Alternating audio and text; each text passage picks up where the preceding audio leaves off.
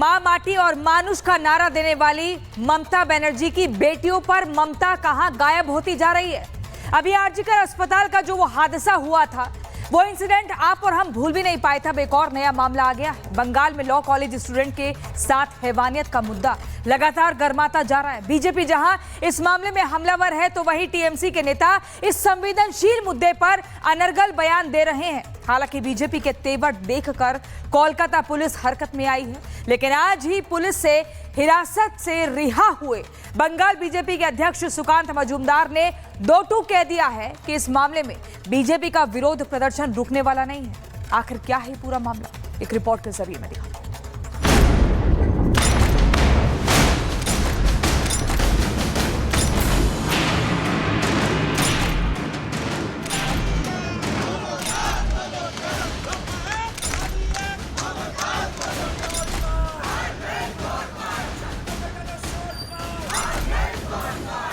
Kolkata gangrape मामले में बंगाल में सियासी संग्राम छिड़ गया है। एक तरफ बीजेपी जहां इस मामले को आरजीकर घटना से जोड़कर राज्य में कानून व्यवस्था, महिला सुरक्षा की स्थिति पर सवाल उठा रही है, तो वहीं ये भी साफ हो गया है कि आरोपियों के संबंध तृणमूल कांग्रेस छात्र परिषद से था। बीजेपी इस मामले में ममता सरकार पर सीधे हमलावर है, लेकिन टीएमसी के नेता सरकार पर लगे आरोपों से बेपरवाह है। हालांकि बीजेपी का विरोध देखकर कोलकाता पुलिस एक्शन में आ गई है। इस मामले में कोलकाता पुलिस ने क्राइम सीन रिक्रिएट किया और पीड़िता के बयान दर्ज करते हुए इस केस की जांच के लिए 5 सदस्यीय एसआईटी टीम का गठन किया है, जिसकी अध्यक्षता कोलकाता पुलिस के एसीपी प्रदीप घोषाल करेंगे। वहीं पुलिस ने इस मामले में ताबड़तोड़ एक्शन लेते हुए अब तक 4 आरोपियों को गिरफ्तार भी किया है। हालांकि बीजेपी ने अपना इरादा साफ कर दिया है। बीजेपी ने दो टूक कह दिया है कि जब तक इस मामले का पूरा खुलासा हो नहीं जाता, विरोध प्रदर्शन थमने वाला नहीं, जिसे लेकर कोलकाता पुलिस अब डिफेंसिव मोड में आ गई है। कोलकाता पुलिस ने इस मामले में शनिवार को हिरासत में लिए गए बंगाल बीजेपी के अध्यक्ष सुकांत मजूमदार और उन 32 बीजेपी कार्यकर्ताओं को भी आज सुबह रिहा कर दिया, जिन्हें विरोध प्रदर्शन के चलते शनिवार को गिरफ्तार किया गया था। प्रोटेस्ट करने पर हमें जिस तरीके से गिरफ्तार किया गया, उसके बाद पुलिस हमें छोड़ने के लिए बोले थे बेल बॉन्ड पे साइन करके, और हमारे साथ 32 कार्यकर्ता भारतीय जनता पार्टी के, वो भी पूरी रात लाल बाजार में रहे। और जब सरकार सोती है, जब पुलिस सोती है, तब किसी ना किसी को जागना पड़ता है।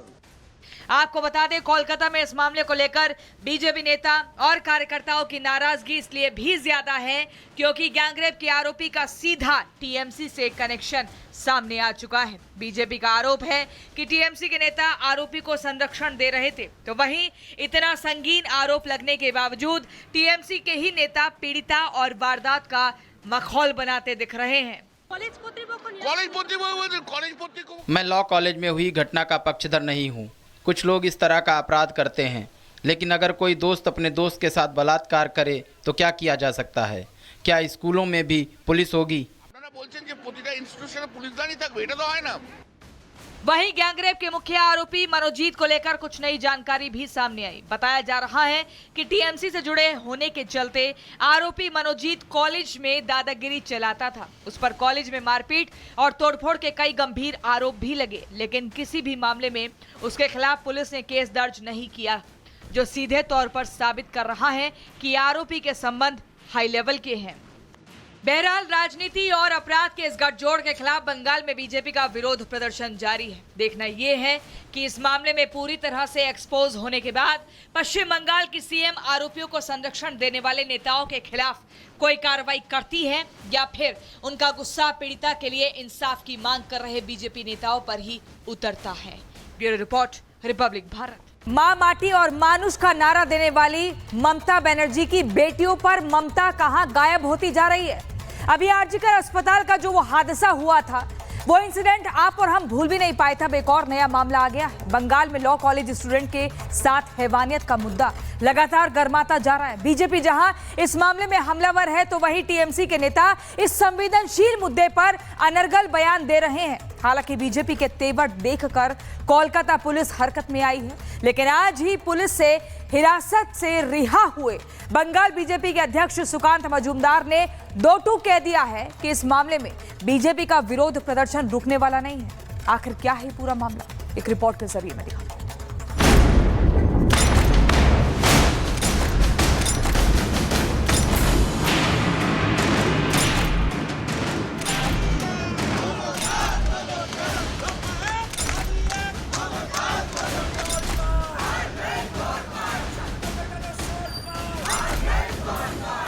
कोलकाता गैंगरेप मामले में बंगाल में सियासी संग्राम छिड़ गया है। एक तरफ बीजेपी जहां इस मामले को आरजीकर घटना से जोड़कर राज्य में कानून व्यवस्था, महिला सुरक्षा की स्थिति पर सवाल उठा रही है, तो वहीं ये भी साफ हो गया है कि आरोपियों के संबंध तृणमूल कांग्रेस छात्र परिषद से था। बीजेपी इस मामले में ममता सरकार पर सीधे हमलावर है, लेकिन टीएमसी के नेता सरकार पर लगे आरोपों से बेपरवाह है। हालांकि बीजेपी का विरोध देखकर कोलकाता पुलिस एक्शन में आ गई है। इस मामले में कोलकाता पुलिस ने क्राइम सीन रिक्रिएट किया और पीड़िता के बयान दर्ज करते हुए इस केस की जांच के लिए 5 सदस्यीय एसआईटी टीम का गठन किया है, जिसकी अध्यक्षता कोलकाता पुलिस के एसीपी प्रदीप घोषाल करेंगे। वहीं पुलिस ने इस मामले में ताबड़तोड़ एक्शन लेते हुए अब तक 4 आरोपियों को गिरफ्तार भी किया है। हालांकि बीजेपी ने अपना इरादा साफ कर दिया है। बीजेपी ने दो टूक कह दिया है कि जब तक इस मामले का पूरा खुलासा हो नहीं जाता, विरोध प्रदर्शन थमने वाला नहीं, जिसे लेकर कोलकाता पुलिस अब डिफेंसिव मोड में आ गई है। कोलकाता पुलिस ने इस मामले में शनिवार को हिरासत में लिए गए बंगाल बीजेपी के अध्यक्ष सुकांत मजूमदार और उन 32 बीजेपी कार्यकर्ताओं को भी आज सुबह रिहा कर दिया, जिन्हें विरोध प्रदर्शन के चलते शनिवार को गिरफ्तार किया गया था। प्रोटेस्ट करने पर हमें जिस तरीके से गिरफ्तार किया गया, उसके बाद पुलिस हमें छोड़ने के लिए बोले थे बेल बॉन्ड पे साइन करके, और हमारे साथ 32 कार्यकर्ता भारतीय जनता पार्टी के, वो भी पूरी रात लाल बाजार में रहे। और जब सरकार सोती है, जब पुलिस सोती है, तब किसी ना किसी को जागना पड़ता है। आपको बता दें, कोलकाता में इस मामले को लेकर बीजेपी नेता और कार्यकर्ताओं की नाराजगी इसलिए भी ज्यादा है क्योंकि गैंगरेप के आरोपी का सीधा टीएमसी से कनेक्शन सामने आ चुका है। बीजेपी का आरोप है कि टीएमसी के नेता आरोपी को संरक्षण दे रहे थे, तो वहीं इतना संगीन आरोप लगने के बावजूद टीएमसी के ही नेता पीड़िता और वारदात का मखौल बनाते दिख रहे हैं। मैं लॉ कॉलेज में हुई घटना का पक्षधर नहीं हूँ। कुछ लोग इस तरह का अपराध करते हैं, लेकिन अगर कोई दोस्त अपने दोस्त के साथ बलात्कार करे तो क्या किया जा सकता है? क्या स्कूलों में भी पुलिस होगी? वहीं गैंगरेप के मुख्य आरोपी मनोजीत को लेकर कुछ नई जानकारी भी सामने आई। बताया जा रहा है कि टीएमसी से जुड़े होने के चलते आरोपी मनोजीत कॉलेज में दादागिरी चलाता था। उस पर कॉलेज में मारपीट और तोड़फोड़ के कई गंभीर आरोप भी लगे, लेकिन किसी भी मामले में उसके खिलाफ पुलिस ने केस दर्ज नहीं किया, जो सीधे तौर पर साबित कर रहा है कि आरोपी के संबंध हाई लेवल के हैं। बहरहाल राजनीति और अपराध के इस गठजोड़ के खिलाफ बंगाल में बीजेपी का विरोध प्रदर्शन जारी है। देखना यह है कि इस मामले में पूरी तरह से एक्सपोज होने के बाद पश्चिम बंगाल की सीएम आरोपियों को संरक्षण देने वाले नेताओं के खिलाफ कोई कार्रवाई करती है या फिर उनका गुस्सा पीड़िता के लिए इंसाफ की मांग कर रहे बीजेपी नेताओं पर ही उतरता है। Bureau report, Republic Bharat.